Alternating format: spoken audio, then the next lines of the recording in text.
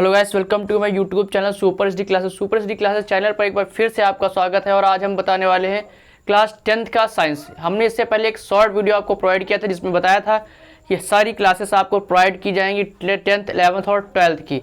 तो आज 10th class में साइंस, ठीक है, साइंस में हमें क्या क्या पढ़ना है, क्या कौन कौन से चैप्टर हैं, तो सारी चीज़ें हम डिस्कस करने वाले हैं। सबसे पहले हम ये देखते हैं साइंस में हमें क्या क्या पढ़ना है।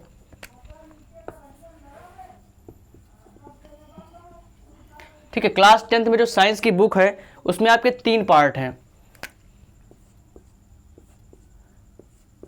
फर्स्ट पार्ट जो हमें पढ़ना होगा उसमें केमिस्ट्री होगी,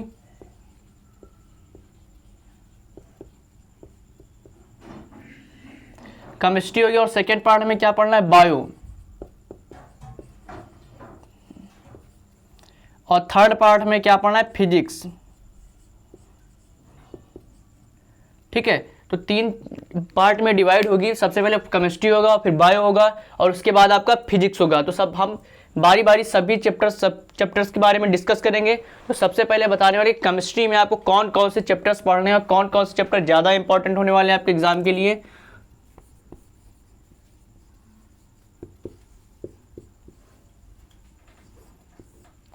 केमिस्ट्री में आपको टोटल 5 चैप्टर दिए हुए हैं। ठीक है, जो सबसे फर्स्ट वाला चैप्टर है इसमें chemical reaction and equation.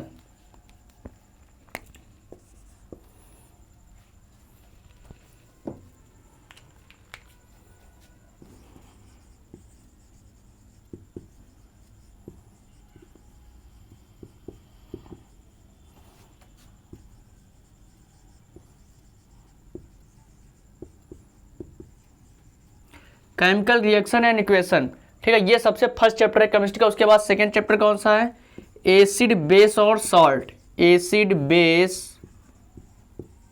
And salt. ठीक है, एसिड बेस और सॉल्ट को बोलते हैं अम्ल, क्षार और लवण।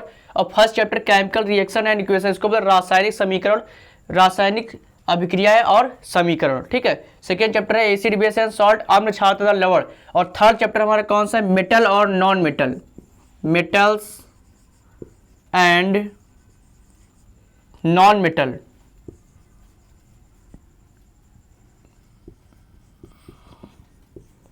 थर्ड चैप्टर हमारा है मेटल्स एंड नॉन मेटल। और उसके बाद में फोर्थ चैप्टर कौन सा है, carbon and its compound, carbon and its compound, it's compounds.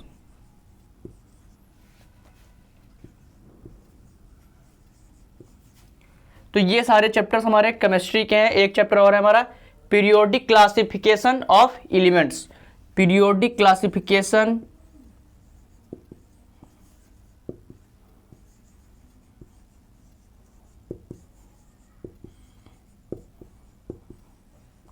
Periodic classification of elements.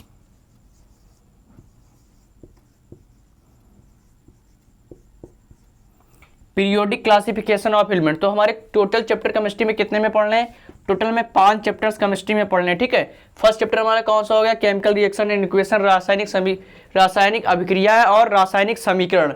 उसके बाद सेकेंड चैप्टर में कौन सा पढ़ना है, acid base and salt, metal and non metal हमारा थर्ड चैप्टर रहेगा। उसके बाद फोर्थ चैप्टर में कौन सा पढ़ना है, carbon and its compound, carbon तथा उसके यौगिक, जो कि बहुत ही ज्यादा मोस्ट इंपॉर्टेंट चैप्टर है केमिस्ट्री से, मोस्ट इंपॉर्टेंट।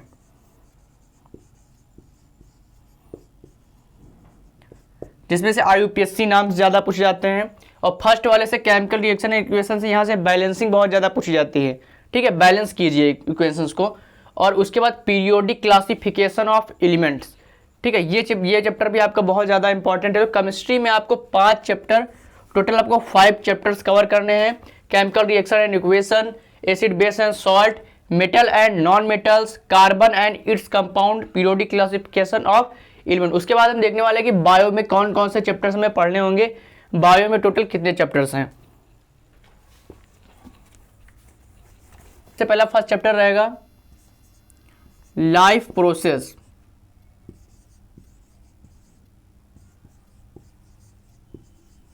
लाइफ प्रोसेस हमारा बायो का फर्स्ट चैप्टर रहेगा। और सेकेंड चैप्टर बायो में हमारा क्या होगा, heredity and evolution, heredity and evolution.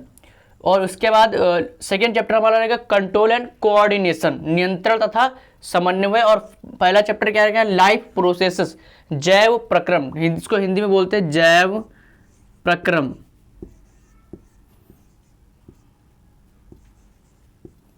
जैव प्रक्रम, ठीक है। फर्स्ट चैप्टर रहेगा लाइफ प्रोसेस, जैव प्रक्रम, और उसके बाद क्या, control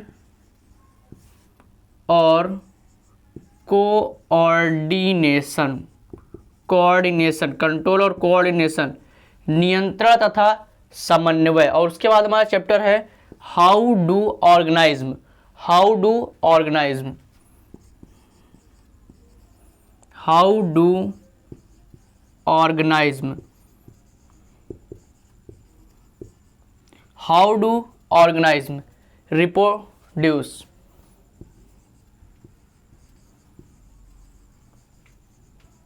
how do organise reproduce, ठीक है। उसके बाद हमारा लास्ट चैप्टर होगा बायो का, human eye and colourful world, human eye, human life processes, control और coordination, how do organise reproduce human, ये चैप्टर हमारा नहीं होगा इसमें। ह्यूमन आई ये फिजिक्स में है हमारा। हेरिडिटी तथा इवोल्यूशन, हमारा फोर्थ चैप्टर क्या होगा, हेरिडिटी और इवोल्यूशन,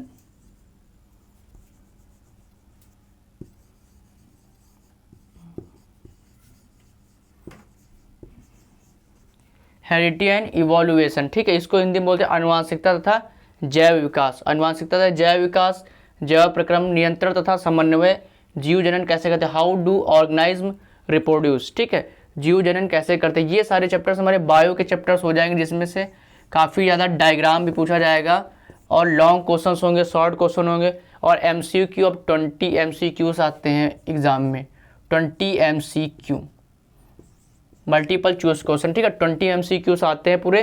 तो अब इन चैप्टर में आपको ज़्यादा नहीं, सिर्फ डायग्राम पढ़ना है, लॉन्ग क्वेश्चंस आपको तैयार करने होंगे, और MCQ पढ़ना होगा। उसके बाद हम फिजिक्स पर डिस्कस करने के लिए, फिजिक्स में हमें क्या क्या पढ़ना होगा, ठीक है, फिजिक्स में। उसके बाद हमारा फिजिक्स दिया हुआ है, ठीक है। फिजिक्स में क्या क्या हमारे चैप्टर्स होते हैं,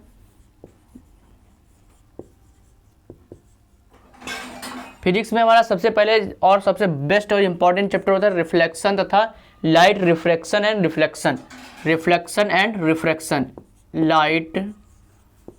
light reflection and refraction, reflection and refraction,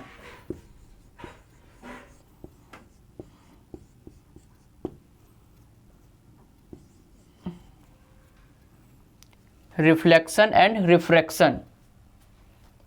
उसके बाद जो नेक्स्ट चैप्टर है human eye and colourful world, human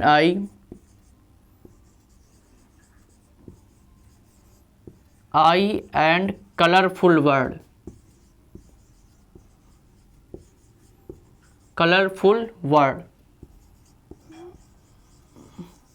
human eye and colourful world, मानव नेत्र रंग बिरंगा संसार। उसके बाद हमारा जो इम्पोर्टेंट चैप्टर है electricity,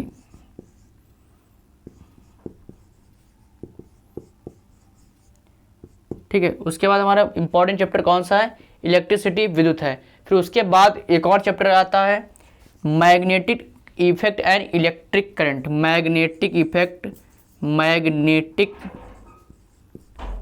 effect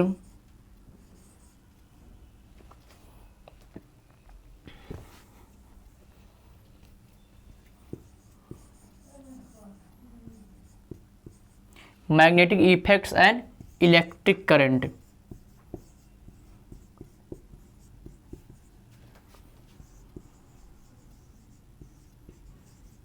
magnetic effect and electric current. और ये चैप्टर हमारे 4 फिजिक्स के चैप्टर हो जाते हैं। Most important light reflection and refraction, human eye and colourful world, electricity, magnetic effect, magnetic effect and electric current, ठीक है।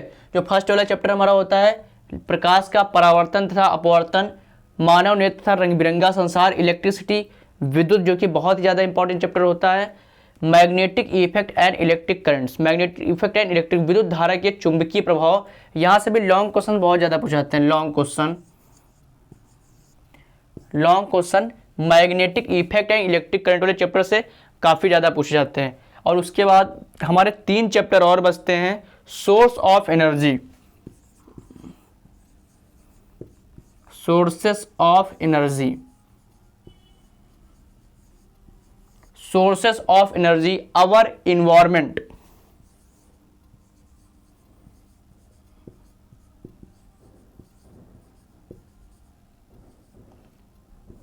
आवर इन्वायरमेंट, आवर इन्वायरमेंट, ठीक है। आवर इन्वायरमेंट को हिंदी में बोलते हैं हमारा पर्यावरण, सोर्स ऑफ एनर्जी, ऊर्जा के स्रोत। और लास्ट चैप्टर हमारा कौन सा होता है, sustainable, sustainable, sustainable management, sustainable management, sustainable management natural resources, sustainable management natural resource, ठीक है। सस्टेनेबल मैनेजमेंट नेचुरल रिसोर्स, प्राकृतिक संसाधनों का प्रबंधन, ये जो लास्ट वाला चैप्टर। और ये तीनों चैप्टर फिजिक्स पार्ट में नहीं पूछे जाते, ये आपके बायो में ही पूछे जाते हैं, ठीक है। ये सारे चैप्टर्स आपके 3 चैप्टर्स जो है बायो में ही पूछे जाते हैं, लेकिन ये तीनों लास्ट में दिए रहते हैं बुक में। ये चैप्टर सोर्स ऑफ एनर्जी, ऊर्जा के स्रोत, our environment, sustainable management and natural resources, ये सारे चैप्टर्स आपके बायो में ही पूछे जाते हैं। और फिजिक्स में आपको सिर्फ क्या पढ़ना है, light reflection and refraction, human eye and colourful word, electricity, magnetic effect and electric current, ठीक है। ये 4 चैप्टर्स आपको फिजिक्स में कवर करने हैं। तो ये आपका क्लास 10th का साइंस का सिलेबस है।